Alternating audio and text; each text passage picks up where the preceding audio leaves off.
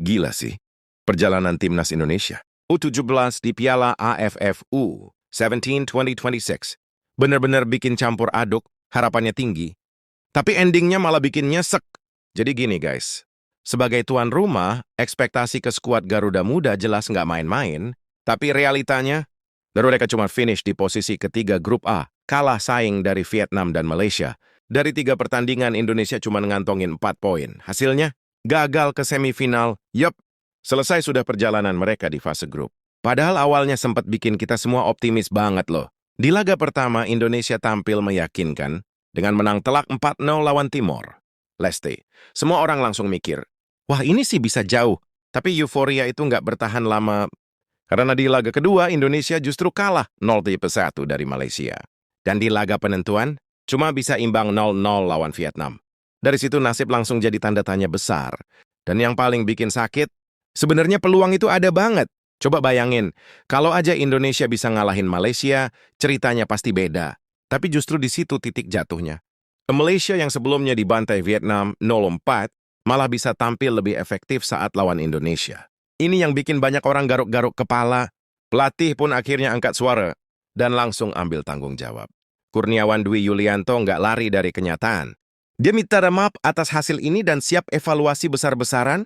Dan ya wajar sih, karena tim ini juga lagi dipersiapkan buat Piala Asia U17 2026 yang udah di depan mata. Waktunya mepet, tekanan makin besar. Tapi ternyata masalahnya nggak cuma soal hasil. Ada yang lebih dalam dari itu. Pengamat sepak bola, Roni Pangemanan alias Ropan, langsung buka suara. Menurut dia, percuma dominasi kalau ujung-ujungnya nggak ada hasil. Di Indonesia boleh unggul penguasaan bola, boleh banyak peluang, tapi kalau nggak jadi gol, ya sama aja bohong. Dan match lawan Malaysia jadi bukti paling nyata. Indonesia punya banyak tembakan, tapi cuma sedikit yang tepat sasaran. Sementara Malaysia, lebih sedikit peluang tapi lebih efektif. Mereka main cerdas, disiplin, dan tahu kapan harus menyerang.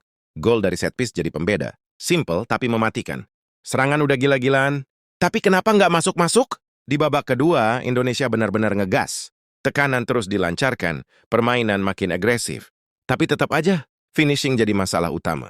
Bola sering mentok sebelum masuk kotak penalti, atau hilang begitu aja. Dan ini dia masalah klasik yang belum kelar-kelar. Penyelesaian akhir. Ini jadi PR terbesar buat tim pelatih. Udah sampai sepertiga akhir lapangan, tapi selalu gagal. Entah passing yang nggak akurat, kontrol bola yang kurang, atau keputusan yang salah. Intinya, serangan sering mentok di situ-situ aja. Yang bikin makin bingung, kenapa malah main long ball? Ropan juga nyorot soal ini. Menurut dia, gaya main bola panjang alias long ball itu nggak cocok buat karakter pemain Indonesia. Tapi anehnya itu malah sering dipakai.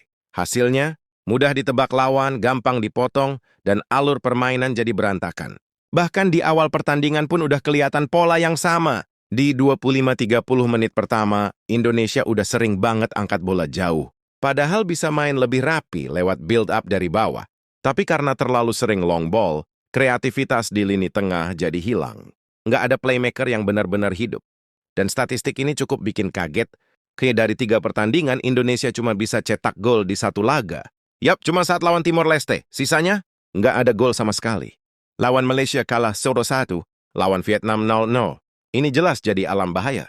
Terus muncul pertanyaan besar, apakah generasi ini kalah kualitas? Kalau dibandingin sama generasi sebelumnya, banyak yang bilang ada perbedaan. Dulu ada nama-nama yang langsung menonjol, punya aura bintang. Sekarang, nggak ada yang benar-benar stand out. Semua masih butuh berkembang lebih jauh. Tapi bukan berarti harapan udah habis, ya. Justru ini jadi momen penting buat evaluasi. Apalagi Piala Asia U17 udah di depan mata. Tim pelatih harus cepat berbenah. Dari taktik, mental, sampai finishing, semuanya harus diperbaiki. Nah, kalau sampai ada perubahan pelatih, siapa yang cocok? Beberapa nama langsung muncul sebagai kandidat potensial. Dan yang pertama ada Charis Yulianto. Mantan bek tangguh ini punya pengalaman dan pemahaman taktik yang oke. Apalagi dia pernah belajar langsung dari Shin Tae-yong. Pengalaman itu mahal, dan Charis punya itu. Selain pernah jadi pemain top, dia juga aktif di dunia kepelatihan. Analisisnya tajam, dan dia paham pengembangan pemain muda. Ini bisa jadi nilai plus kalau dipercaya pegang U17. Lanjut ke nama berikutnya. Yang satu ini udah nggak asing lagi, Fakhri Husaini. Pelatih yang terkenal jago banget ngembangin pemain muda. Dia pernah bawa Indonesia juara AFF U16 2018, dan banyak pemain top lahir dari tangannya. Dan yang paling penting, Dia ngerti cara ngangkat potensi pemain.